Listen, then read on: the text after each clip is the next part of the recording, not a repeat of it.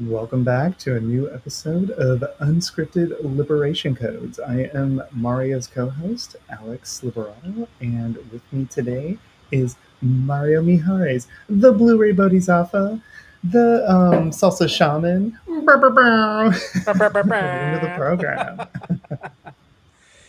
Yeah, Glad hey, we're what's finally up, able to kick everybody? off. Huh? Mm-hmm.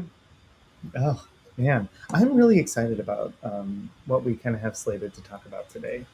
It's a little bit, I do love that second episode of the live stream. We're just like jumping in dick first into crazy stuff.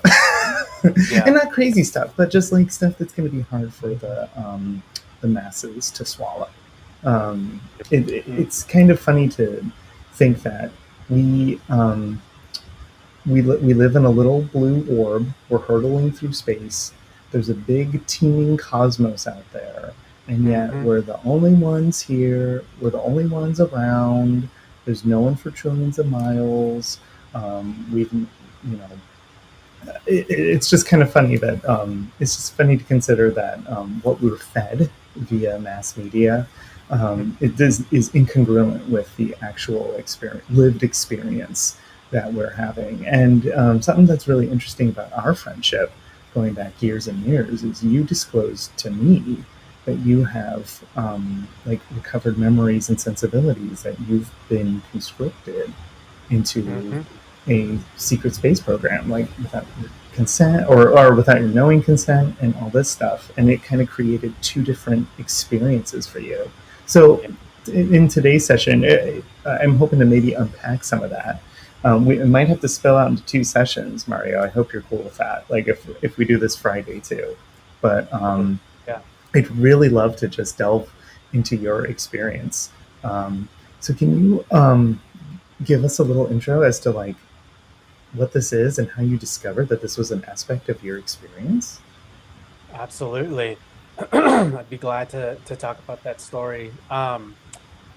So what Alex is talking about is secret government programs, and there are many different shadow government programs. One of them being the secret space program, where the secret space program began around the end of World War II, where Nazi Germany formed an alliance with an extraterrestrial race and started building advanced technology in bases, in military bases in Antarctica. And so it was around that time where America saw what Nazi Germany was doing with this technology and these other terrestrial beings, and decided, hey, we want in on that. we we want in on that technology. We want it. Let's just let's just pretend the war is over. We'll say we won and the bad guys are done, but let's just enslave this world and conquer space, you know? So that's like a gist, like gist story of how the secret space program began. So from that point, Nazi Germany and America started really spearheading the campaign in being able to conquer space and explore space with very advanced technology. And there's a lot of information that goes into this, so I'm just giving brief cliff notes Yeah, for high people. level. Yeah, that's great. And so yeah, we started you know uh, creating secret organizations to build spacecraft and explore space. And after World War II, when that was happening, there's a project called Operation Paperclip that you can all look up if you've never heard of that before. Though I know a lot of people that follow Alex and I are already well versed in what Project Paperclip is. If There's that's too books much for about you, it, this podcast is not for you. right? There's tons of books about it, documentaries, interviews. And what Project Paperclip is or Operation Paperclip, it was a program of bringing in all of Nazi Germany's top scientists and engineers to America and basically integrating them in our society, giving them some of the most powerful positions governing our country. So, like the public education system, the food system, the military system, our technology systems, NASA, and of course. NASA, even. So, the true history of America and the world, it is not what we've all been taught in school. And so, um, coming back to me, my journey, my story personally, growing up, I had a pretty hard life growing up. So I was easy picking for these kinds of government programs. So what I mean by that is these programs required a lot of manpower to build, and how they used people to build this secret military operation was they would basically kidnap young children or take in people that are already signed into the military and basically use them for this whole other program. And once they were done using them, they would send them back in time or wipe their memory and not remember ever serving this secret military space program. And so I my whole life I've had a lot of weird vague memories that would surface every once in a while, from starting as a teenager. Weird memories of my childhood would surface, and I never really understood them, but I also never really put much focus in trying to unpack it until I started getting much older into my 20s, when I was experiencing just a chaos of different crises going on. So, do you have any questions so far? No, I'm pulling up the chat, and we had "This Is Fire" by Queen Victor. Awesome. Hey, no, hey, Victor. no questions specifically. I love the role you're taking. Actually, I do have a question. I hear a lot about the 20 and back. Like you're taken, like basically a side timeline is created for you. Mm-hmm, You live and mm-hmm. experience that, and then back you are to your main existence. Is that physical? Do you physically go somewhere else, or is your consciousness taken somewhere else and then plopped into a young version of you? I've always wondered about that. Great question. That's a really good question. And from what I understand, there are a few different techniques that people are used in the 20 and back program. So what the 20 and back program is, if you if for those that end up being recruited into the secret space program, you are likely recruited at a very young age, from the age 5 years old, 3, 5, 7 years old, sometimes a teenager. And what happens is these what the secret space program is looking for, they're looking for very particular individuals, because it takes massive amounts of resources and money to enlist somebody into the secret space program. So they're not going to just pick up anybody and invest into you, making you a super soldier or even making you a slave into the secret space program. So they really look for particular individuals, and these individuals that they're looking for require enhance psychic abilities. So, being an empath, being a psychic, having a strong intuitive abilities, all kinds of psionic skills. So, there are different specialties, being able to channel, being able to manifest your power into actual electricity through your body. So like things like telekinesis and that sort of stuff, or pyrokinesis. These are real abilities that humans have, and there are some people that have the genetic um, sequences or genetic abilities where they're just more easily able to tap into those kinds of abilities. So for most, those abilities are really, they just lay dormant. But every once in a while, there are people that are born where they are more natural at tapping into it. Those abilities are open. And so the secret space program, they search for these children that have these abilities. And if you end up being recruited, if they end up finding interest in you, that you could potentially serve in these programs, then what happens is you are taken, you are abducted by these programs. Um, so the other thing to keep in mind is that they do have and mastered time travel technology. So what's very common for people that have been in these programs is that they were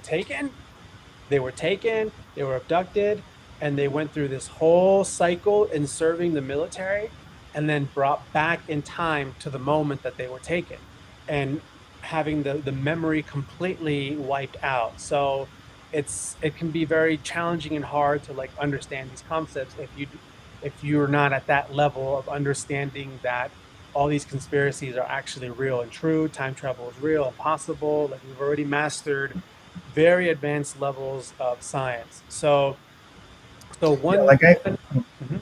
like I say, we're the North Korea of the cosmos. So everything you're saying might just be like a paradigm shift for a lot of people, but you got to think like if you and I went to North Korea, showed everyone the newest iPhone, they'd be like, "What the hell am I looking at?"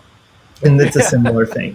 Artificial scarcity, artificial regret, technological retardation. Hmm. Hmm. We're not allowed to develop. So, yeah, Yeah. that's Yeah. amazing. And then further, it's interesting that you tell me the type of person conscripted into this program because I recall Bob Lazar in talking about his having worked and tinkered with extraterrestrial craft on Groom Lake. They're reverse engineering it. He said that it was driven through thought, through consciousness. And it's kind of interesting that if we're trying to shortcut our way to a space program, reverse engineer stolen technology or appropriated technology, we might build a great thing, but we might be like, oh, fuck, who's going to drive the thing? you know? Hmm. So, Hmm. case enter you, right? So, Yeah. Yeah. Yeah. mm, Yeah. Yeah. So and answer going back to your previous question about like are you physically gone for 20 years and then come back, and there's a few different techniques in that and how that's happened, and I've heard different stories from other people that have been in these programs. And so one way is that and probably the most common way is what happens is they fracture your psyche as a child if you're being recruited. And the way that they fracture your psyche is, you're hooked up to some a very advanced technology. You're sitting on a chair that is also known as the trip chair, and you're being tortured. You're being tortured through various different methods while your consciousness is hooked up to these computers. And it's through being tortured at that young age where you disassociate. And then at that point, what the operators of the computers are able to do is fracture an individual psyche and literally take a fracture of that psyche because it's carrying a piece of your soul and everything that you're capable of doing and putting it into a clone body. And then that clone body has that that fractured aspect of your psyche that's also connected to your soul life force. And then that clone body is then used in the secret military space program. Another techniques that I've heard is that you actually physically are serving 20 years in the secret military space program, and then when you're done and you're fully grown into an adult, what they do is they have a few different methods in at that adult age, bringing you back to your child form, and then sending you back in time from that moment that they took you. And then so whereas for me and what I'm like the what I probably experienced, I'm still uncovering a lot of this for me. Like I can only handle it bits at a time, you know. And in the beginning, when I was really lost and going through a lot of confusion and had no idea what was going on, I was very focused and obsessed about finding what's going on and what happened for a number of years. And once I started to get the actual confirmations and more knowingness, it helped me sort of move back away from it a little bit, because you know this is really intense stuff we're talking about. Like we're talking about a secret military program kidnapping gifted children and using them as slaves for space conquering. Like this is very, very crazy and very, very intense. And so for people that know know that they've been through and experienced something like this, it really warps your whole ability to be present in reality. And so what I was experiencing was a major imbalance within my mental health. And so, you know, I've only been able to, you know, do this work in strides, basically, is what I'm saying. Where because it's always in the back of my mind, you know, wanting to know and wanting to heal it and integrate it, but you know, I can't let it completely take over my life, or maybe that's the way to do it, but no.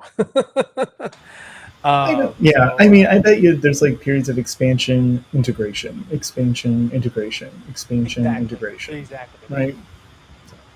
exactly. And I'm in a now I'm in a new point of expansion with this.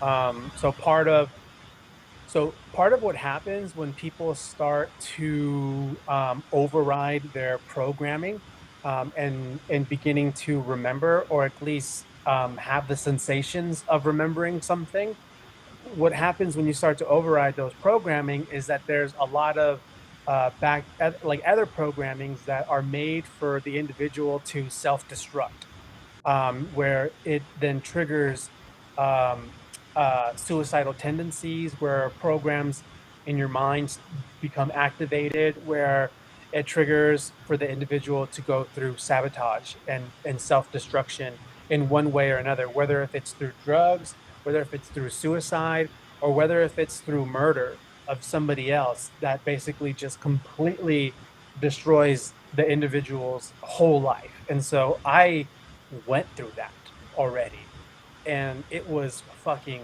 hell. So um You know, yeah. Mhm. some dark night of the soul shit. Yeah, Yeah, yeah, and we oh see yeah, that in oh yeah, way more intense than some Dark Night of the Soul shit, because we're talking about mind control. We're talking about mind control technology that has been embedded in the psyche of, and now my ear just started reeking, in the psyche of somebody. So this isn't just like Dark Night of the Soul having to just like overcome a shadow aspect of your ego.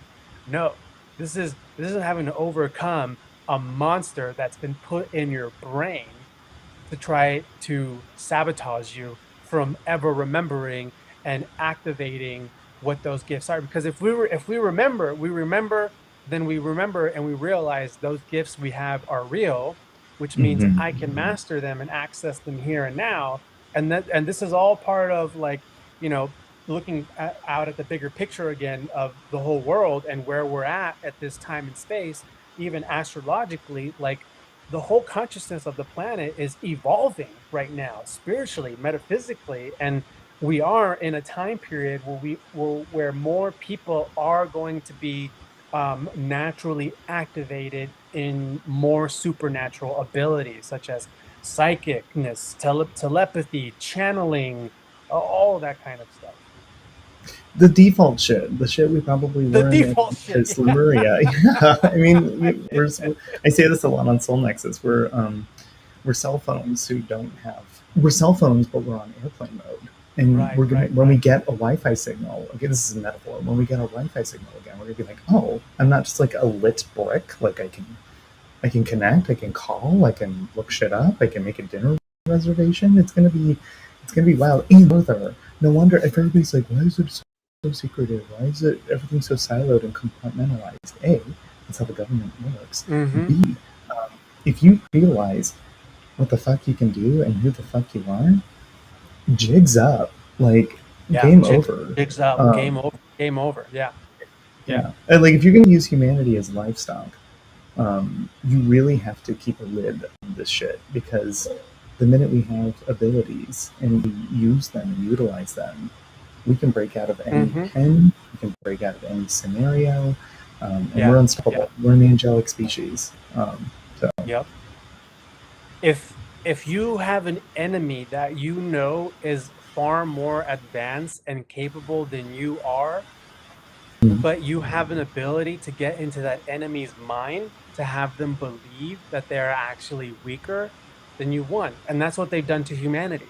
We are far more powerful and far more capable than these like evil ruling powers, but they've gotten in our minds and in our hearts and totally sabotage our self-esteem, our identity, our courage, where mhm. we've become docile and complacent and compliant.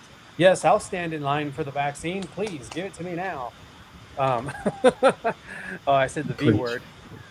Yeah, I will um, goodbye you too. but I wanted to add something to like weird cell phones. Like something I like to say, and I've heard other people say this before too. That when the inhabitants of our planet are enslaved when they're doing this. Hello, hello, hello, when they need a cell phone to talk to somebody remotely, because it's just natural throughout the whole cosmos to be able to instantly receive and communicate information no matter the distance, even if it's light years away. So if you go to a Preach. planet and you see the inhabitants that are like, shit, let me call my friend, blah blah blah, he's probably taking another shit, like, then the consciousness on that planet is enslaved. 100%. I have an incredible medium nearby, and have been connecting on a semi-frequent basis with a grandma of mine who's passed and an aunt of mine who's passed, because I have a sister who's battling stage 4 terminal breast cancer. So she's going to be kind of coming up to her transition. I think it's kind of, I know it sucks. We'll unpack that.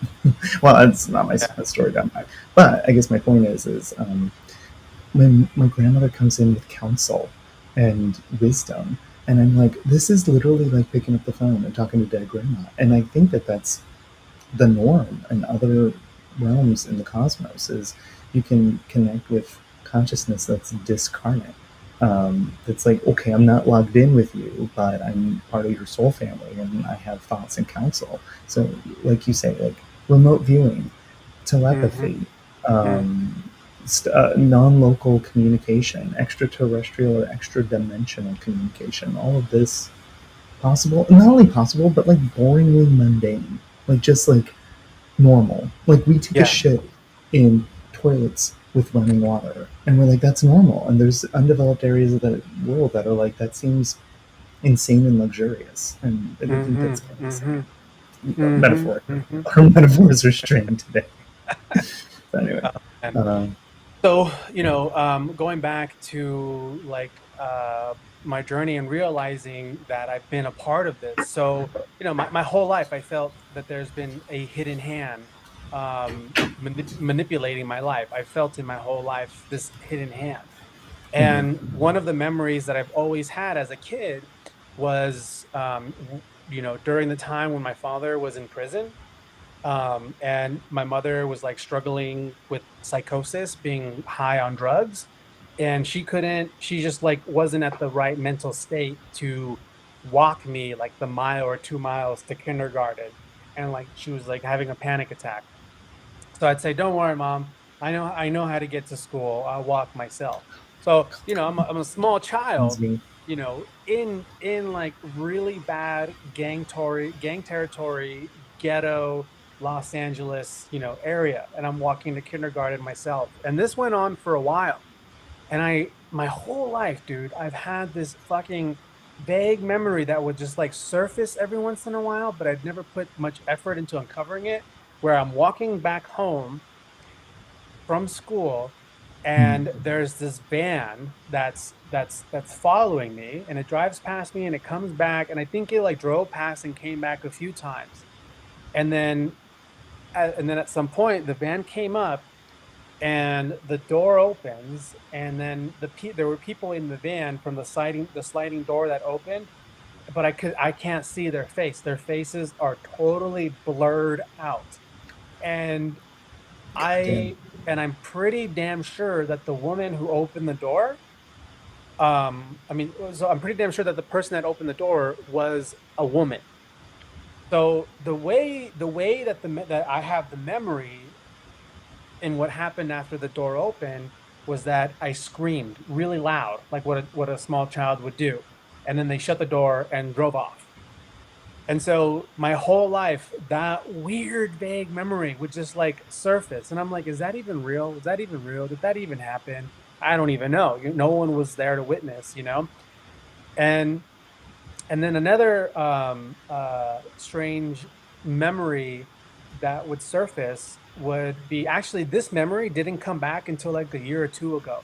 And you can ask my fiance, Shelly, because she was there when I was like, holy shit, you know what I just remembered? She's like, what? And I was like, when I was young, like around between the ages of 5, 6 years old, there were several nights where I woke up outside of our apartment at like 2, 3 in the morning, not knowing how I got outside.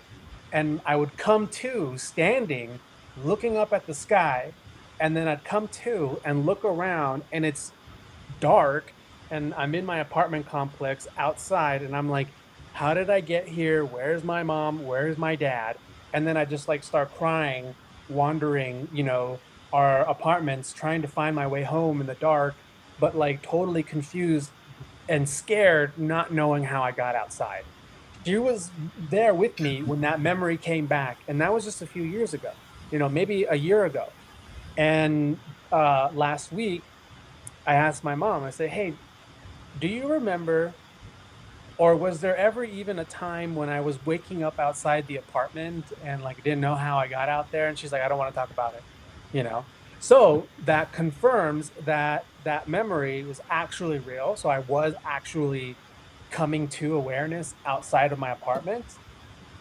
And the reason why she doesn't want to talk about it is because like she's still dealing with a lot of shame and guilt with her drug use back then. But I'm kind of like over a lot of it. Like, to me it's just like whatever. It was part of it was what it was. Like, I don't carry that same type of feelings anymore. I've gone over it, because I'm like, whoa, space super soldier, like badass, man. All right, okay, okay. Work it, Your work mothering it. skills are a footnote. Yeah. Like, Oh man. So memories like that were occurring, and so going back to that time in kindergarten with the van driving by and everything. So it was also that same time period when I began having my earliest dream memories. So for those that have been, following me for a while, you guys know that I have some pretty strange, profound, and prophetic dreams at times. And so when I have dreams, I take them pretty serious. And I have memories of dreams all the way back, starting to when I was 5 years old. And so it was right around that time period where I began having my first reoccurring dreams. So I was having a number of different reoccurring dreams. And I've worked with a few different healers and psychics to try to unpack and understand this. And what they've told me based on those dreams was that the incident from the van is that I actually was taken because I was on Sepulveda Boulevard in North Hollywood, and Sepulveda Boulevard, that whole street goes for miles and miles and miles, and that street is an access point to the underground channels that move throughout Los Angeles. Sepulveda Boulevard, North Hollywood, that's where that incident happened. So it was after that moment where I started having the dreams, and what these other healers have told me was that's when my recruitment started, and then through dreams is when they kept on is when they started my psychic training. through the dream state, because that's one of my special gifts is accessing these dream realms and moving through them. Like I'm a natural at it. I haven't even mastered it, but I'm just a natural at it. So the one reoccurring dream that I was having would be me in the form of a cheetah. So I'd be the form. I'm a cheetah and I'm running, and the dream is always starts out the same. I'm running as a cheetah, and it's so like I literally feel like a fucking cheetah, and I'm just digging my nails into the earth, running very fast, and then I'm always running towards a cliff. And when I reach the cliff and I jump, I then transform into an eagle, and then I'm flying. And there were a few times when I was having this reoccurring dream where as from the eagle state, something would disturb me in the dream, where it Mhm. then would trigger me to transform into a red dragon. But the kind of red dragons that the Chinese depict. So a very long red dragon. And so then when I would transform again into that red dragon, what would happen was something a greater power would take over me in that state, and then I'd start flying all over the earth, the whole planet. And one psychic that I worked with that has been in these programs, one of the first generations within these programs, going back into the 70s, she had done a lot of work in uncovering, this stuff. So this is what she does: is she works with other people trying to remember.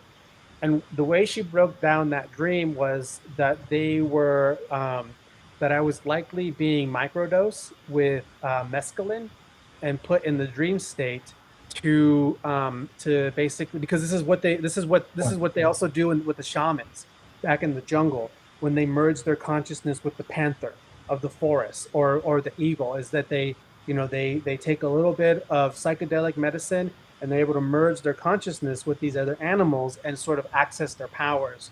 They can remote view with the eyes of the eagle, or be able to run like a cheetah. And so basically, the way she broke it down with me is that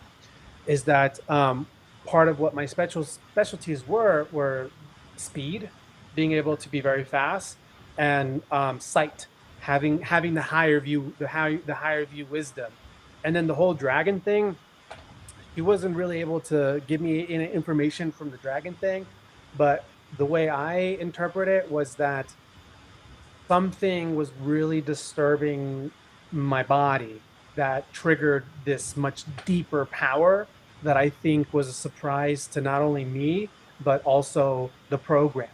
I was Um, gonna say, you I know, bet they were like, "Oh shit, oh shit, dragon. oh, we got a live one." Um, Um, Now, the other reoccurring dream that I was having at that same time. So if I wasn't having that dream, I was having a reoccurring dream that was actually like a series. So it was like continuing off like continuing on for the night.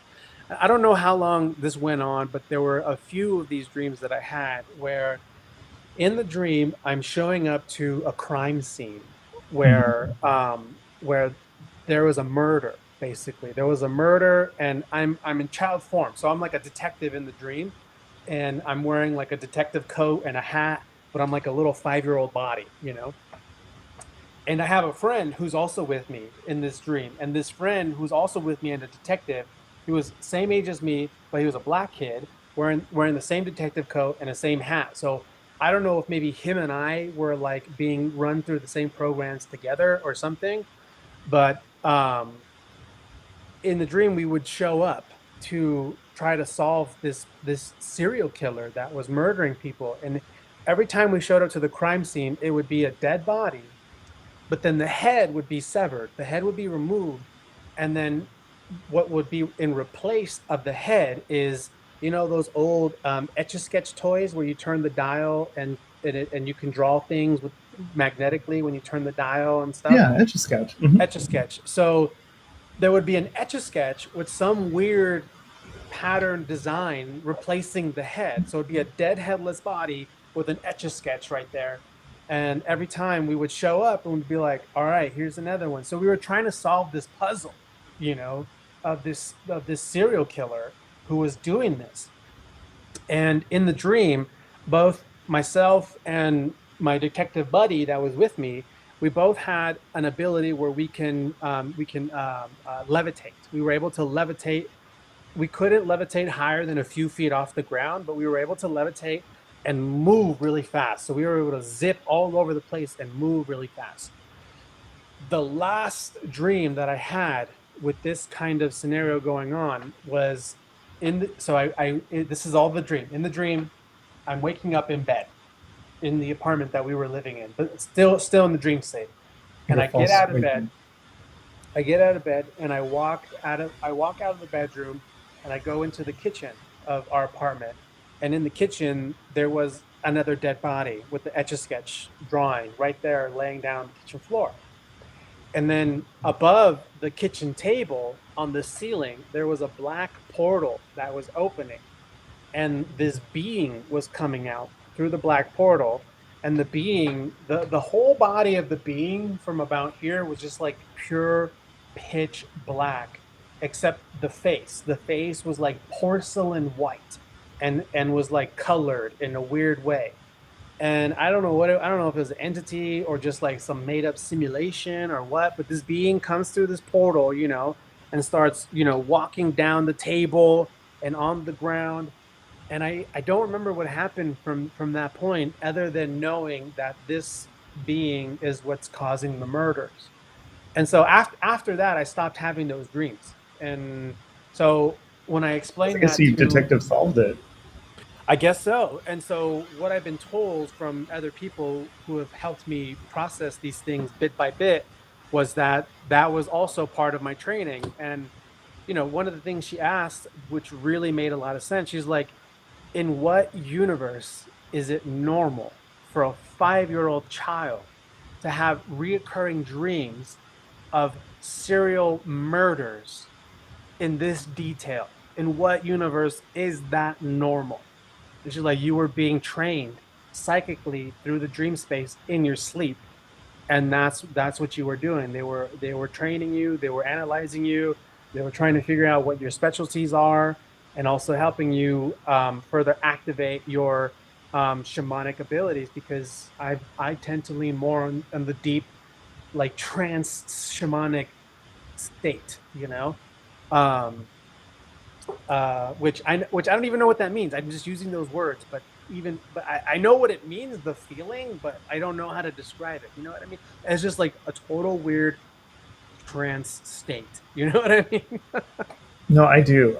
And the dream realm is a sandbox realm, so you can kind of ideate, you can experience scenarios, you can concretize scenarios into form, and then live them out in your lived experience. Like we're walking around basically a waking dream. There's a little bit more permanence. Like if I cut off a finger, it's going to stay cut off, Mm-hmm, um, mm-hmm, that type of thing. But that's mm-hmm, really interesting. It's like you were basically logged into what is essentially like, I mean, using your natural proclivity to go to the dream state, receive divination, receive wisdom, express your power, and they get a sense of like what kind of super soldier they have on their hands. Um, we mm-hmm, are coming exactly. up. We are coming up on time, so Yeah. we have so much more to unpack that I'm A hoping whole that lot more. Yeah, we're me gonna have to too. do a part two. Yeah. That's what I'm hoping. Like you're into that, right? Oh yeah. Yeah. Yeah. Awesome. And something something we should part with before we go is kind of let people know that Mario's not like the only one, right? And there's a No. certain sort of tiptoeing out of a closet type of thing that's occurring right now, and I'm really excited to hear that you have an upcoming speaking engagement, and you are kind of being positioned as a you know example or thought leader in this realm. Tell us a little bit about what you got going on this July. Yeah. Yeah, like Alex said, I'm not the only one. And there are several people who have way more vivid memory that can really blow your minds with the truth of what they've experienced and what's actually going on.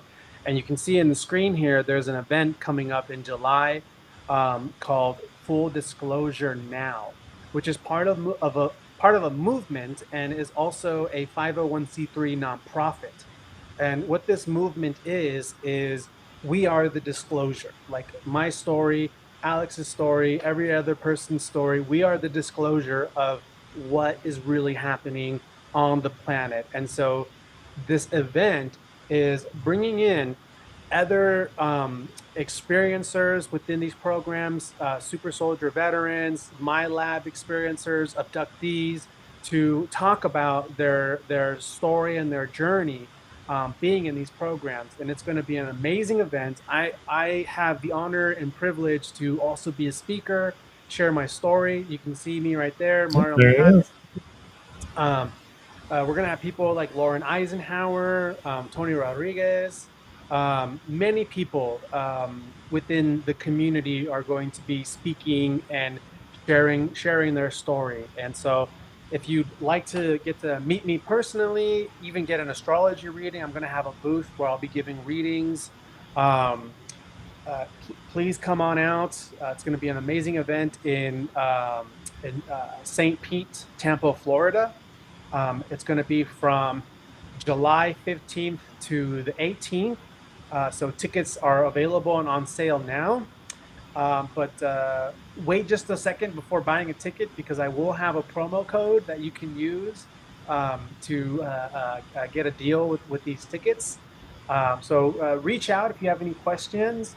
But this is going to be a truly amazing event where we're going to blow the lid and raise the consciousness up just a little bit more with gathering and talking about this sort of material.